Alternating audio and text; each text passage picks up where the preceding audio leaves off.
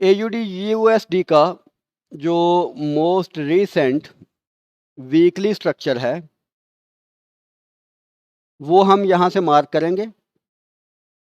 Yearly और monthly हम already mark कर चुके हैं। अब हम वीकली स्ट्रक्चर में आ जाते हैं और वीकली स्ट्रक्चर हम मार्क करते हैं। और मोस्ट रीसेंट जो वीकली स्ट्रक्चर था वो कौन सा था? ये लो है, ये हाई है और उसके बाद ये लो है। देन प्राइस यहाँ पर अभी गई हुई है।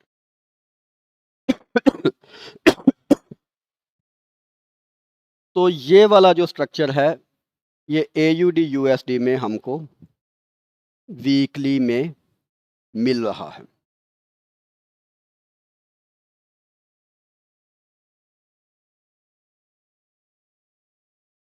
इसको हम सेम एज इट मार्क कर लेते हैं।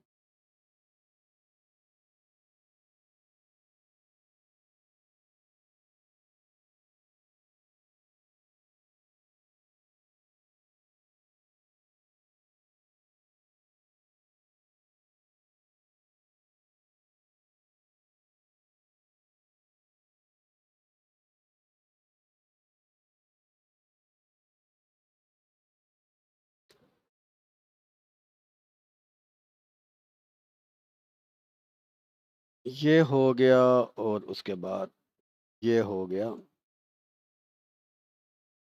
Weekly swing low.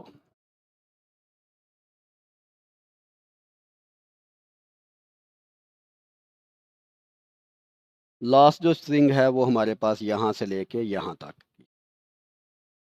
अब इस स्विंग में हमने अपने जो पॉइंट ऑफ इंटरेस्ट हैं उनको मार्कआउट करना है, राइट। ये हाई है, ये लो है और ये वाला जो एरिया है हमारा ये फेयर वैल्यू एरिया है। इस हाई और लो के दरमियान हमको कहीं पर भी क्या नहीं मिला?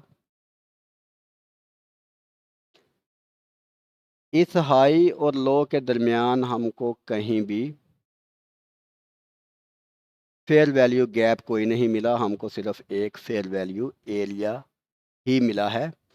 और यही fair value area as a order block भी काम कर रहा है, एज अ ब्रेकर ब्लॉक भी काम कर रहा है, एज अ मिटिगेशन ब्लॉक भी काम कर रहा है। सारे ब्लॉक एक ही जगह पर ये काम कर रहे हैं, यानी कि ये वाला एरिया काफ़ी पावरफुल एरिया के तौर पर काम कर रहा है। और किस सीमत में काम कर रहा है? 1 2 3 प्राइस नीचे की तरफ थी और ये नीचे की तरफ ही काम कर रहा है।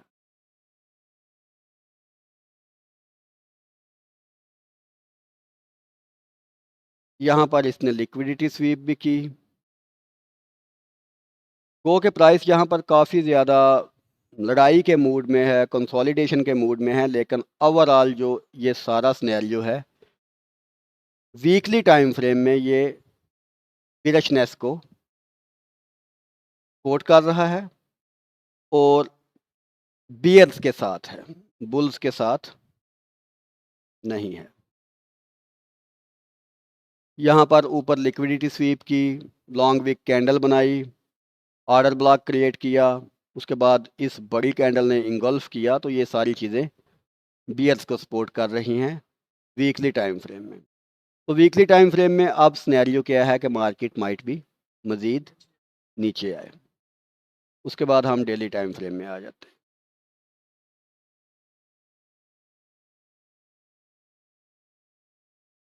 अब डेली टाइम फ्रेम में सेम लास्ट जो हमारे पास हाई और लो था वही हमने मार्क करना है। तो वही हमारा मंथली हाई था, वही हमारा वीकली हाई था और अभी वही हमारा डेली स्विंग हाई है। और जो हमारा वीकली लो था वही हमारा अब डेली लो भी है।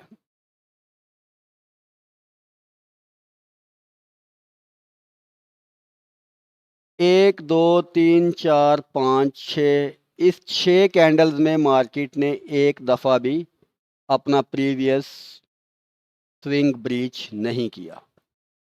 यहाँ पर मार्केट ने थोड़ी सी ऊपर जाने की कोशिश की, लेकिन ये प्रीवियस कैंडल के हाई को ब्रेक नहीं कर सकी, इसलिए ये सारी एक सिंगल लेग मूव है। इस सिंगल लेग मूव में हमारे पास जो पॉइंट ऑफ इंटरेस्ट थे वो कौन कौन से थे। हमने एनालाइज किस एरिया को करना है, इस हाई से लेकर इस लो तक के एरिया को हमने सिर्फ एनालाइज करना है, उसके अलावा हमको कुछ भी देखने की ज़रूरत नहीं। और इस लेग में हमने किन किन एरियाज़ को एनालाइज करना है। सबसे पहले हमने देखना है कि फेयर वैल्यू गैप्स कौन कौन से थे या हैं। तो ये फेयर वैल्यू गैप था।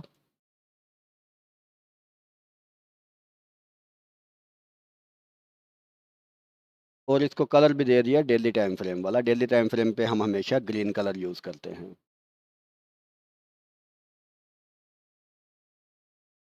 उसके बाद ये फेयर वैल्यू एरिया था, फेयर वैल्यू गैप था।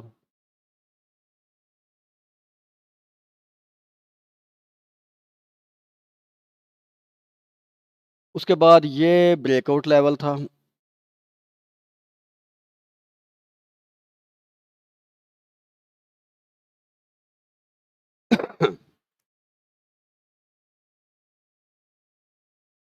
अब यहाँ पर फेयर वैल्यू गैप और फेयर वैल्यू एरिया दोनों एक ही जगह पर थे, तो यहाँ पर ये फर्स्ट लाइन ऑफ डिफेंस भी यही थी।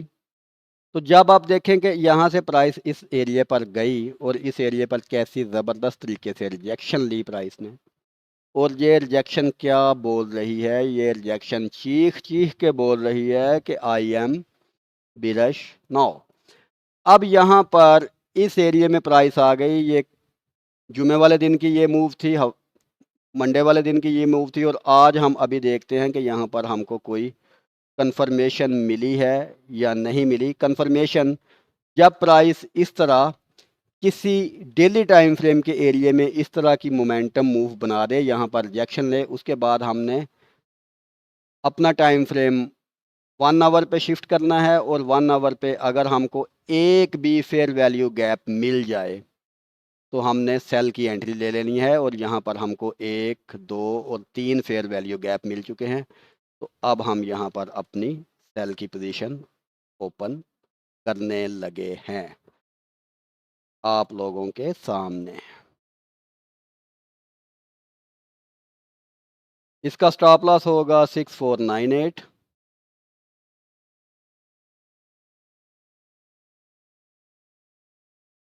इसका टीपी होगा 6273।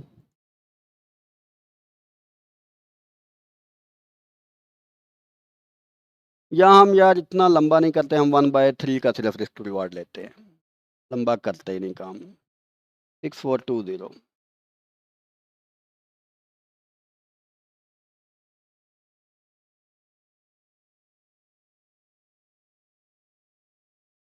नहीं, 6420।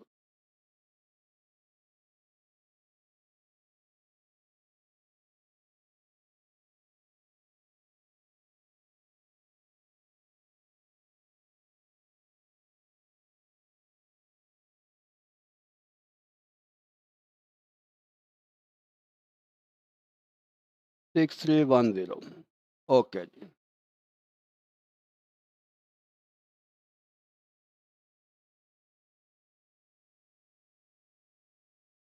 मुंतहा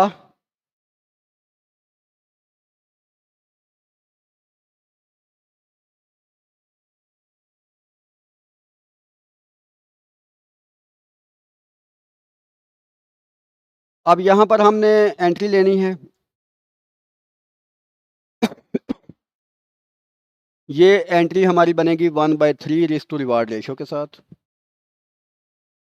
1/3 रिस्क टू रिवार्ड रेशो क्या होता है कि अगर हम इसका $10 का रिस्क लें तो हमको $35 प्रॉफिट मिलेगा और हमको $10 लॉस होगा।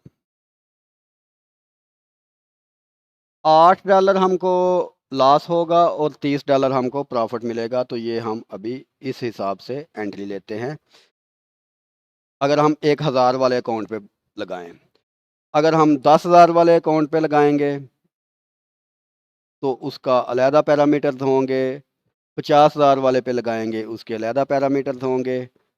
ये according to your funded account, according to your real account, उन हिसाब से आप अपने अपने हिसाब से इसका रिस्क पैरामीटर तय कर लें। हम यहाँ पर जो आपको दिखा रहे हैं ये 1000 वाले अकाउंट का पैरामीटर्स हम आपको दिखा रहे हैं।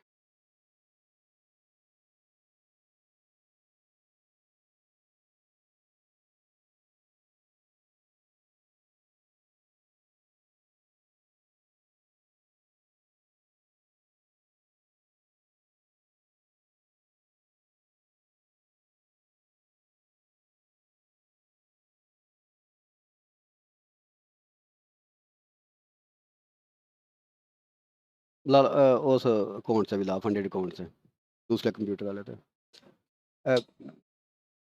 पेंसिल दे लेता हूँ।